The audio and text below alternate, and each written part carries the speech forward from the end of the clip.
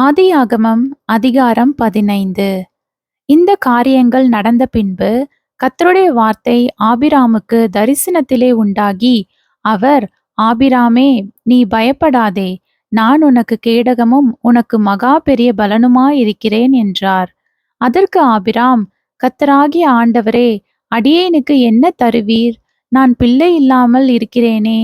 தமஸ்கு ஊரானாகிய இந்த எலியேசர் என் வீட்டு விசாரணை கர்த்தனாய் இருக்கிறானே என்றான். பின்னும் ஆபிராம், தேவரீர் எனக்கு புத்திர சந்தானம் அருளவில்லை. இதோ என் வீட்டிலே பிறந்த பிள்ளை எனக்கு சுதந்திரவாளியாய் இருக்கிறான் என்றான். அப்பொழுது கர்த்தருடைய வார்த்தை அவனுக்கு உண்டாகி, இவன் உனக்கு சுதந்திரவாளி அல்ல, உன் கர்ப்ப பிறப்பாய் இருக்கிறவனே உனக்கு சுதந்திரவாளியாவான் என்று சொல்லி, அவர் அவனை வெளியே அழைத்து, நீ வானத்தை அண்ணாந்து பார், நட்சத்திரங்களை எண்ண உன்னால் கூடுமானால் அவைகளை எண்ணு என்று சொல்லி, பின்பு அவனை நோக்கி, உன் சந்ததி இவ்வண்ணமாயிருக்கும் என்றார். அவன் கர்த்தரை விசுவாசித்தான், அதை அவர் அவனுக்கு நீதியாக எண்ணினார். பின்னும் அவர் அவனை நோக்கி, இந்த தேசத்தை உனக்கு சுதந்திரமாக கொடுக்கும் பொருட்டு உன்னை ஊர் என்கிற கல்தேயருடைய பட்டணத்திலிருந்து அழைத்து வந்த கர்த்தர் நானே என்றார். அதற்கு அவன், கர்த்தராகிய ஆண்டவரே, நான் அதை சுதந்தரித்துக் கொள்வேன் என்று எதினால் அறிவேன் என்றான். அதற்கு அவர், 3 வயது கிடாரியையும் 3 வயது வெள்ளாட்டையும் 3 வயது ஆட்டுக்கடாவையும் 1 காட்டுப்புறாவையும் 1 புறா குஞ்சையும் என்னிடத்தில் கொண்டு வா என்றார். அவன் அவைகளை எல்லாவற்றையும் அவரிடத்தில் கொண்டு வந்து அவைகளை நடுவாக துண்டித்து துண்டங்களை ஒன்றுக்கொன்று எதிராக வைத்தான்.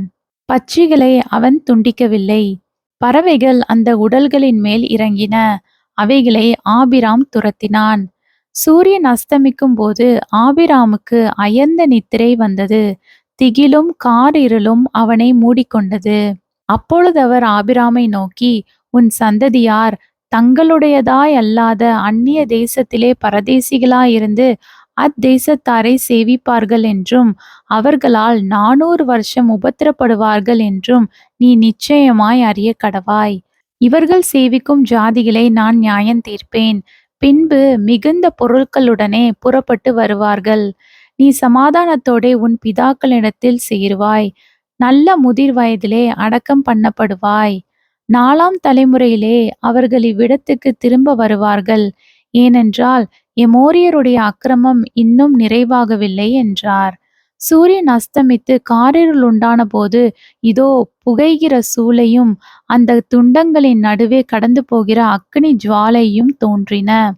அந்நாளிலே கர்த்தர் ஆபிராமோடே உடன்படிக்கை பண்ணி, எகிப்தின் நதி துவங்கி ஐப்பிராத்து நதி என்னும் பெரிய நதி மட்டுமுள்ளதும் கேனியரும் கெனீசியரும் கத்மோனியரும் எத்தீரியரும் பெரிசியரும் ரெபாயீமியரும் எமோரியரும் கானானியரும் கிர்காசியரும் எபூசியரும் என்பவர்கள் இருக்கிறதுமான இந்த தேசத்தை உன் சந்ததிக்கு கொடுத்தேன் என்றார்.